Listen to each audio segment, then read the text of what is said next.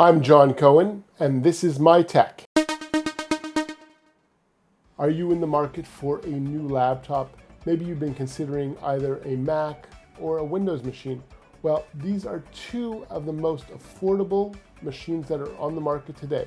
Let's have a look. Recently, Dell has come up with a new model, the XPS 13, which is really intended to compete against Apple's MacBook Neo. When we look at these two models side by side, they are so similar, pretty much the exact same size. In fact, when we put one on top of the other, you can see right away that they are pretty much exactly the same. Pretty much the same width, same size, same everything, and similar size screen to go along with it.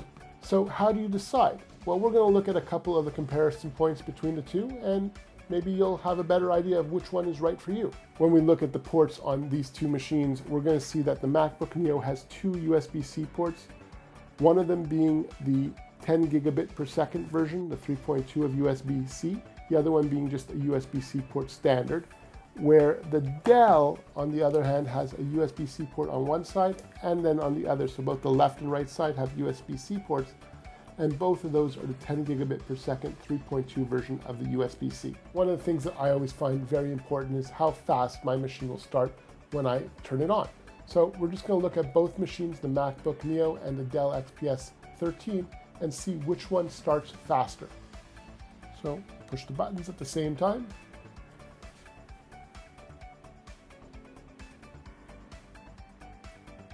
And we'll just wait and see.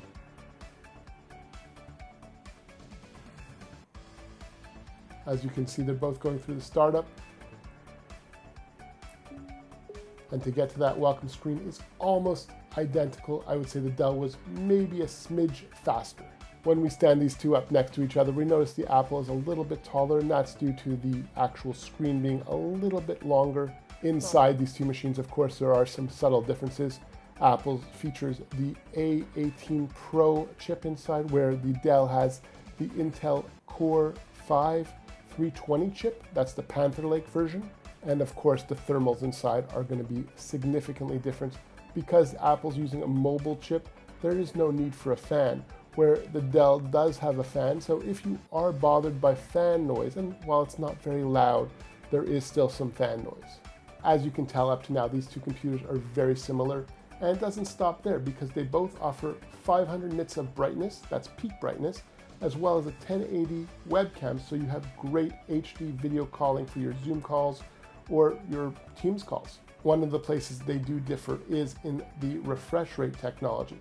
On the MacBook Neo, you get a 60 Hz refresh rate, and on the Dell XPS 13, you get a 120 Hz refresh rate. Now that doesn't seem like a big difference for most people, but it is, especially if you're going to watch videos or do anything that requires faster motion, so like gaming or stuff like that. One of the tricks that I like to use for most of my Windows machines is reducing the refresh rate to improve the battery life. So if I took this machine from a 120 Hertz down to a 60 Hertz, I would get better battery life. But in this case, Dell does not give you that option to change the refresh rate in laptop mode. You can only turn it on with desktop mode by clicking this button.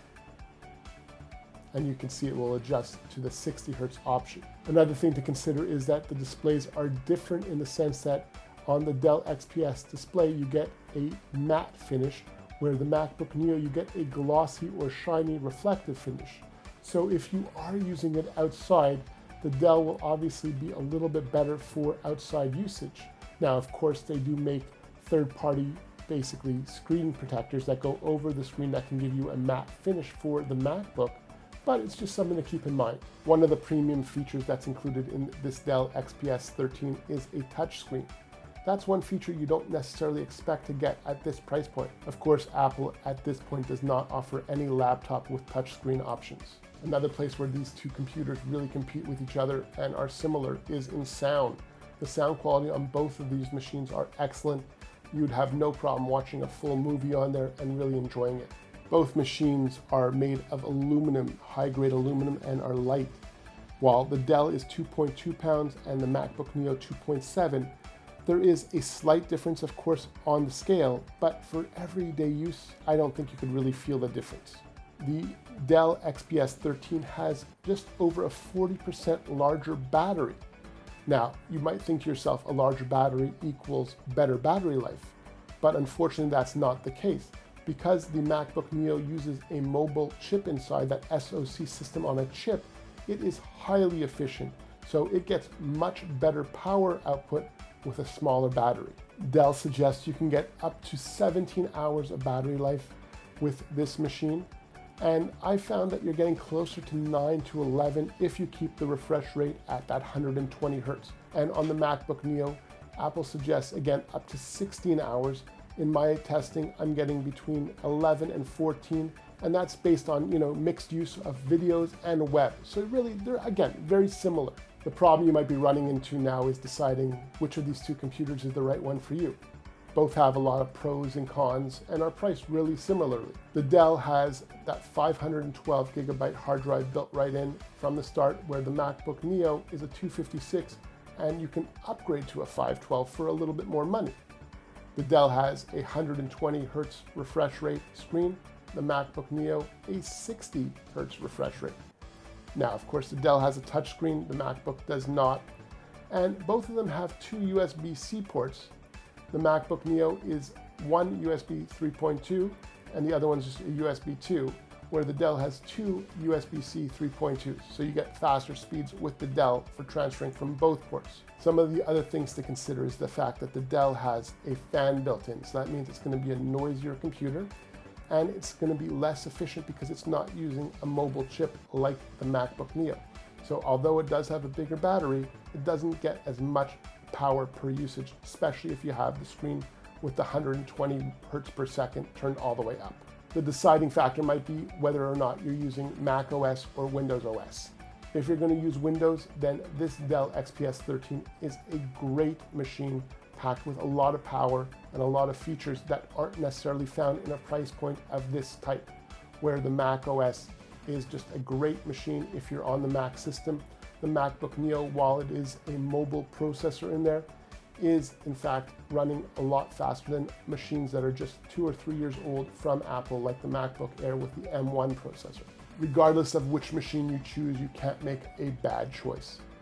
Both are lightweight, well manufactured, and priced very fairly for the feature sets you get in them. While you may be running a machine that's 5, 6, 7 years old right now, upgrading to one of these two machines is going to show you an amazing performance boost, as well as battery performance, as well as the weight of the machine. You're going to be blown away by how light these new machines are. I will put a full description below, and you can see if these are the right products for you. This is John. Here's a couple other videos that you might like, and feel free to subscribe.